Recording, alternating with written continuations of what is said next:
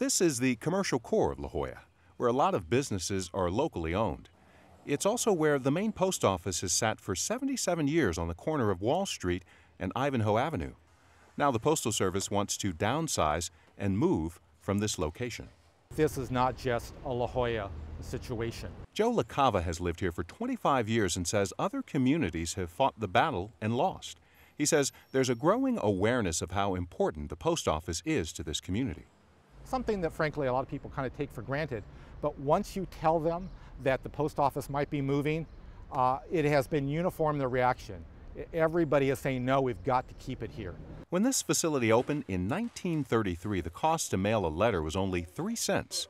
Today, it's 45 cents. Eva Jackson with the Postal Service says this is about cost cutting. They're not going to lose this building and the historic nature of it. It may not be a post office any longer, but they are not going to lose their building.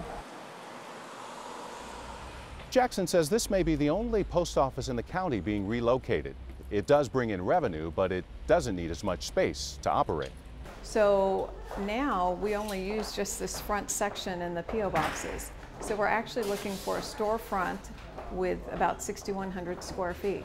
But first, the Postal Service must find a suitable buyer who agrees to keep the building's historical features intact, and then find a location to move the post office within a mile of this spot.